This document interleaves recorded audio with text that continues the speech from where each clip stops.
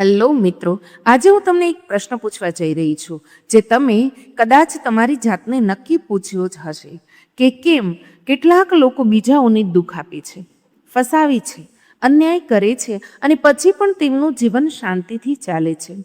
તો શું આ દુનિયામાં ન્યાય નથી? શું ભગવાન તેમને જોઈ રહ્યો નથી? તો પછી માણસને ખરાબ કર્મની સજા ક્યારે મળે છે?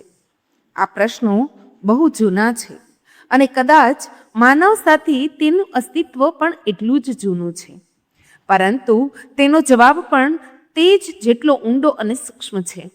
આજે હું તમને આ પ્રશ્નનો એવો જવાબ આપવાની છું જે માત્ર શબ્દોથી નહીં, પરંતુ અનુભવો અને આધ્યાત્મથી પણ છે. અને સાથે જ તમે એવી કેટલીક વાર્તાઓ પણ સાંભળશો જે આ વાતને સમજવામાં તમને મદદ કરશે. તો ચાલો આ યાત્રાની શરૂઆત કરીએ. દરેક કર્મનું ફળ નિશ્ચિત છે, પરંતુ તેનું ફળ તરત મળતું નથી. થોડા સમય પછી મળે કે પછી આવતા જન્મમાં મળે. તે કર્મની પ્રકૃતિ અને વ્યક્તિના જીવનપંથ પર નિર્ભર કરે છે. ખરાબ કર્મોનું ફળ અવારનવાર ત્યારે મળે છે જ્યારે વ્યક્તિ તેના કર્મોને નાનું સમજીને વધારે પાપ કરવા લાગે છે. ઈશ્વર ત્યારે સજા આપે છે જેથી તેને ઝટકો લાગે અને તે સુધરી શકે. જેમ રાવણને પણ તરત સજા ન મળેલી. જ્યારે તેણે મર્યાદાની દરેક હદ પાર કરી ત્યારે જ રામે તેનો અંત કર્યો હતો. ઈશ્વર ત્યારે હસ્તક્ષેપ કરે છે જ્યારે કોઈનું ખરાબ કર્મ બીજાને વધારે નુકસાન પહોંચાડે. દુર્યોધનના અત્યાચાર ત્યાં સુધી ચાલ્યા જ્યાં સુધી તેણે દ્રૌપદીનું અપમાન ન કર્યું. ત્યાંથી તેનું પતન શરૂ થયું. ક્યારેક સજા આપણને જીવનમાં દુઃખ રૂપે મળે છે, પણ તે આપણને સજાગ કરવા, સુધારવા અને નવી દિશા બતાવવા માટે આવે છે. જેમ કે બીમારી, અપમાન, ઠગાઈ, માનસિક શાંતિનું નુકસાન, આ બધું જીવનની એવી ઘટના છે જે આત્માને હલાવી દે છે અને માનવ પોતાના કર્મો પર વિચારવાનું શરૂ કરે છે. જો કોઈ વ્યક્તિ આખું જીવન ખરાબ કામો કરે અને તેની આ જન્મમાં મોટી કોઈ સજા ન મળે તો પણ તે કર્મ તેનું પીછું છોડતો નથી. તે આગળના જન્મમાં દુર્ભાગ્ય, ગરીબી, રોગ, સંબંધોમાં તૂટફૂટ, આત્મિક શાંતિની કમી જેવા રૂપમાં સામે આવે છે. ક્યારેક વ્યક્તિને પોતાની ભૂલનો અંદાજ ત્યારે થાય છે જ્યારે સુધારવાનો મોકો રહેતો નથી. આ માનસિક દુઃખ એટલું મોટું હોય છે કે તે સજાથી પણ વધારે કષ્ટદાયક બની શકે છે. સમય આજનો હોય કે આવતીકાલનો, આ બ્રહ્માંડનો નિયમ છે કે દરેક કર્મ પોતાનું ફળ સાથે લાવે છે. શ્રી કૃષ્ણના અનુસાર જ્યારે પાપ તેની મર્યાદા પાર કરી જાય છે ત્યારે ભગવાન પોતે ન્યાય કરવા આવે છે. ઘણા સમય પહેલાંની વાત છે. એક રાજા હતો જેની પાસે બધું હતું, ધન, શક્તિ, માન, પરંતુ તેમનું હૃદય કઠોર હતું અને વર્તન અયોગ્ય. તેણે ઘણી વખત લોકોને નુકસાન પહોંચાડ્યું અને ક્યારેય તેનો પસ્તાવો નહોતો કર્યો. લોકો તેમની પાસે જતા ડરતા હતા અને વિચારતા હતા કે શું રાજાને તેમને ફળ મળશે ખરું? રાજાની કથામાં એક ઊંડું સત્ય છુપાયેલું છે અને આ જ સત્ય હું આજે તમને જણાવવા જઈ રહી છું. આ કથા તમને શીખવશે કે કર્મના ફળને સમજવા માટે આપણે ધીરજ રાખવી પડે છે, કારણ કે ફળ હંમેશા સમયસર મળતું નથી, પણ નિશ્ચિત રૂપે મળે તો છે જ. અને આ સત્યને સમજવું જરૂરી છે, કારણ કે એ જ જીવનનો સૌથી મોટો નિયમ છે કે જેમ કર્મ કરશો તેમ તેનું ફળ મળશે. મિત્રો, જેમ મેં કહ્યું હતું તેમ રાજા પાસે બધું જ હતું, શક્તિ, દોલત, સન્માન, પરંતુ તેનું દિલ પથ્થર જેવું કઠોર હતું. તેનું નામ હતું ભીમસેન. ભીમસેનના રાજ્યમાં લોકો ડરતા હતા કારણ કે તે માત્ર કઠોર જ નહોતો, પરંતુ ન્યાય કરવામાં પણ આંધળો હતો. એક દિવસ રાજાએ એક ગરીબ ખેડૂતને પોતાના દરબારમાં બોલાવ્યો. ખેડૂતે પોતાના જમીનની સચ્ચાઈ સાબિત કરવા માટે કોઈ દસ્તાવેજ ન હતા. રાજાએ વિના સાંભળ્યા જ તેની જમીન હડપી લીધી. ખેડૂત પોતાના ઘરે ગયો. હાથ જોડીને આકાશ તરફ જોઈને બોલ્યો કે હે ઈશ્વર, ન્યાય ક્યારે મળશે? પણ ન્યાય તરત ન મળ્યો. પરંતુ ભીમસેને તે જ દિવસે મહેલમાં એક ભવ્ય જશ્ન મનાવ્યું. આખું શહેર પણ ભીમસેનની શાનમાં ઝૂમતું હતું, પરંતુ રાજાના ચહેરા પર સંતોષ ન હતો. રાત્રે જ્યારે બધા સૂતા હતા ત્યારે ભીમસેનના સપનામાં તે ખેડૂત વારંવાર આવતો રહ્યો. તેમનું દુઃખ ભીમસેનના હૃદયને વીંધતું રહ્યું, પરંતુ તેને અવગણતો રહ્યો. સમય પસાર થતો ગયો, પરંતુ ભીમસેનના ઘરમાં ઝઘડા શરૂ થયા. તેના પુત્રોમાં લડાઈ થઈ, ધન ઓગળી જવા લાગ્યું અને રાજા બીમાર પડી ગયો. લોકો કહેતા કે આ બધું તેના ખરાબ કર્મોની સજા છે, પરંતુ ભીમસેન તેને નજરઅંદાજ કરતો રહ્યો. પછી એક દિવસ રાજા પાસે એક ઋષિ આવ્યા. ઋષિએ રાજાને કહ્યું, ભીમસેન, તારા કર્મો જેમ બીજ છે જે જમીનમાં ગડાયેલા છે. જેમ જેમ યોગ્ય ઋતુ આવશે તેમ તેમ તે અંકુરિત થશે.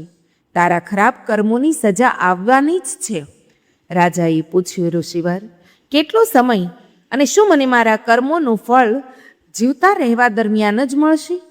ઋષિએ હસતા કહ્યું, ક્યારેક સજા તરત મળી જાય છે, ક્યારેક વિલંબથી મળે છે અને ક્યારેક તરત મળે છે, પરંતુ મળે તો છે ખરેખર. અને આ સત્ય આપણને સમજવું પડશે, કારણ કે આપણે બધા કર્મોના અધિકારી છીએ, સારા અને ખરાબ બંને. ભગવાન શ્રી કૃષ્ણ કહે છે કે દરેક કર્મનું ફળ મળે જ છે, ચાહે તે સારું હોય કે ખરાબ. અને તે ફળ તો આ જીવનમાં જ મળે છે કે પછી આવતા જન્મોમાં. આપણા કર્મો આપણા બીજ છે અને આપણું જીવન આપણું વૃક્ષ. જે બીજ આપણે વાવીએ છીએ એ જ ફળે છે. જો આપણે ખરાબ કર્મ કરીએ તો તેના ખરાબ પરિણામો ભોગવવા પડશે. મિત્રો, હવે હું તમને એક એવી વાર્તા કહું છું કે જે આપણા સમયની છે. એક સામાન્ય માણસની જે પોતાના કર્મોનું ફળ સમજવા લાગ્યો. નામ હતું રાહુલ. રાહુલ એક નાના શહેરમાં રહેતો હતો, જે પોતાની મહેનતથી સારું જીવન બનાવવા માંગતો હતો, પરંતુ તેણે જીવનમાં શોર્ટકટ અપનાવ્યા. નાના નાના ખોટા બોલ્યા, લોકો સાથે ઠગાવટ કરી અને પોતાનો ફાયદો વિચાર્યો. શરૂઆતમાં તેણે વિચાર્યું કે મને તો ખબર નહીં પડે, ફળ તો પછી આવશે. પરંતુ ધીરે ધીરે તેના જીવનમાં ખરાબ પરિણામો આવવા લાગ્યા. સંબંધો તૂટવા લાગ્યા, મિત્રો દૂર થઈ ગયા, કામમાં મુશ્કેલીઓ આવી, પૈસાની તંગી થવા લાગી. રાહુલને સમજાયું કે તેની દુઃખદ પરિસ્થિતિ તેની ભૂલોથી છે, પરંતુ સૌથી મોટો ઝટકો ત્યારે લાગ્યો જ્યારે તેની એક મોટી ભૂલથી તેના પરિવાર પર સંકટ આવી ગયું. ત્યારે તેને સમજાયું કે ખરાબ કર્મોની સજા ટાળી શકાતી નથી. રાહુલે પોતાની ભૂલોને સ્વીકારી અને જીવનમાં બદલાવ લાવવાનો નિશ્ચય કર્યો.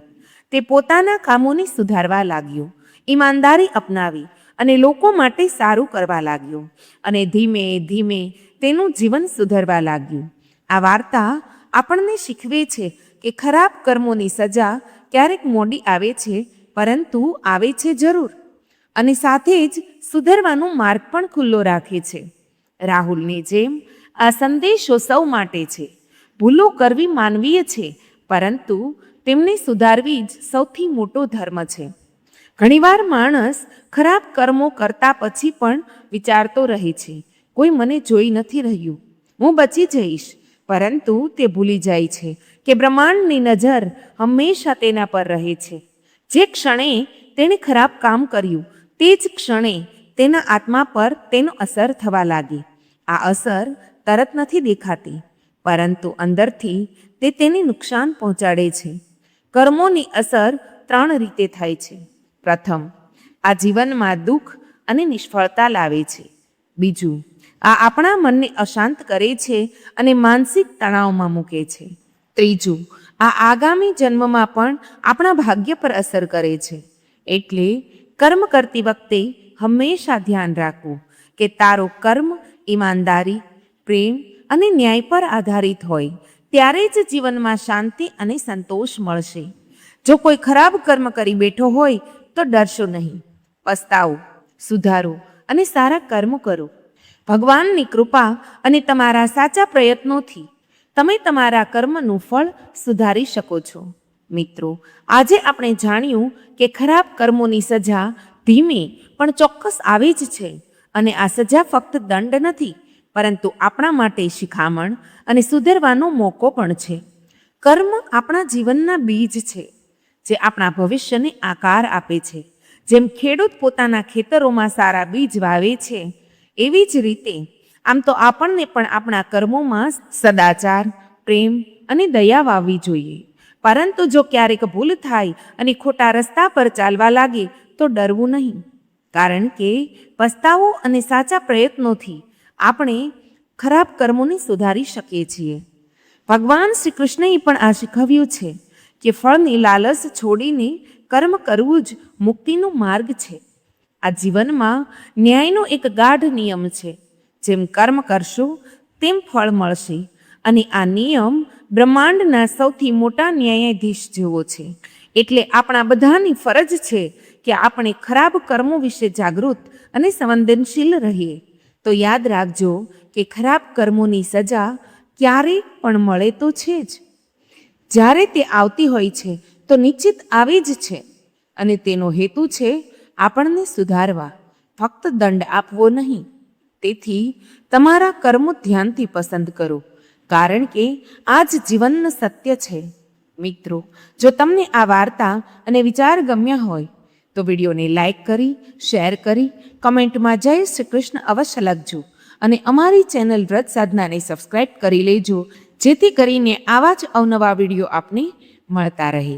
તમારો દિવસ શુભ રહે. જય શ્રી કૃષ્ણ. રાધે રાધે.